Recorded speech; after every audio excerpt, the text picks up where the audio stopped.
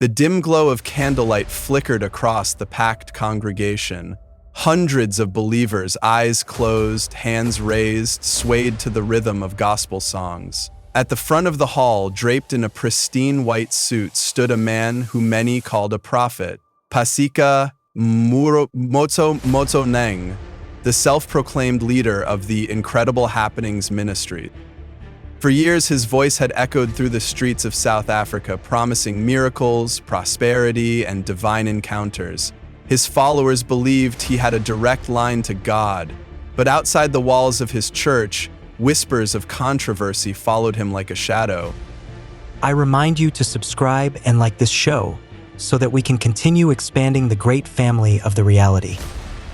It started with a strange sermon. One Sunday morning, as the choir's melodies faded, Mboro raised his hand to silence the congregation. With a piercing gaze, he scanned the room. Then, in a commanding voice, he made an unbelievable request.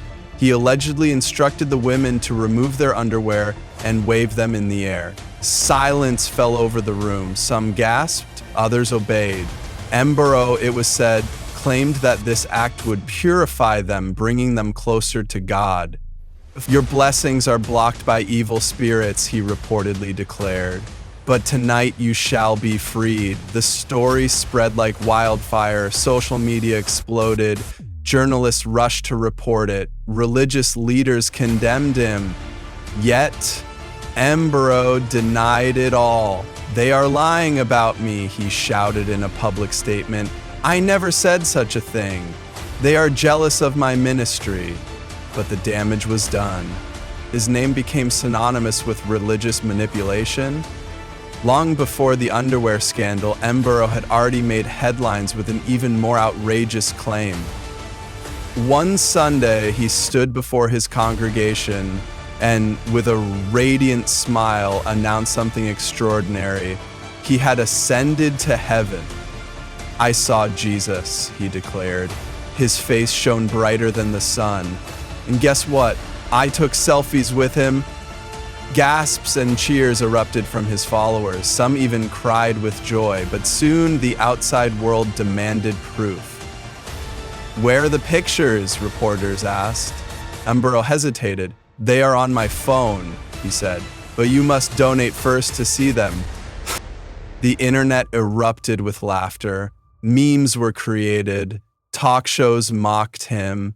Yet his congregation stood firm, defending their prophet. If his journey to heaven wasn't enough, Mboro soon made another shocking claim. He had visited hell and killed Satan. I was taken to the gates of hell, he said dramatically in one of his televised sermons. The flames roared around me. I saw people crying in agony, and there before me stood the devil himself. The congregation gasped. I fought him, Mboro continued, and I defeated him. Satan is no more. This time, even his most loyal followers found it hard to believe. If Satan is dead, someone asked, why is the world still full of evil? But Mboro had an answer. The battle was spiritual, he explained. You may not see it, but I have won the war for you.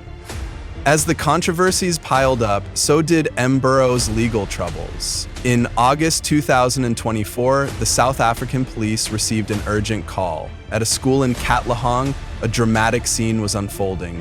Mboro, accompanied by his son and bodyguard, had stormed in, demanding to take his grandchildren away from their maternal grandmother. Teachers tried to intervene, parents watched in shock. Then the police arrived. They searched Mboro's vehicle. What they found was shocking: dangerous weapons. He was arrested on charges of kidnapping and possession of illegal weapons. For 40 days, the prophet sat behind bars. The same man who claimed to have walked in heaven now sat in a jail cell. But his followers didn't abandon him. Our prophet is innocent, they chanted outside the courthouse. This is the devil's work. Eventually, he was released on bail, and like before, he emerged from controversy. Despite the scandals, despite the arrests, Mboro continues to preach. His church remains open, his social media thrives, and his followers remain devoted. But the world watches him closely, wondering, Is he truly a man of God or a master of deception? One thing is certain, as long as there are people desperate for hope, prophets like Mboro will always have a stage. What do you think? Is Pastor Mboro a true man of faith, or is he using religion for personal gain? Let us know in the comments. And don't forget, subscribe, like, and hit the notification bell so we can continue bringing you the real stories behind the headlines. Stay tuned for more deep dives into the world's most controversial figures.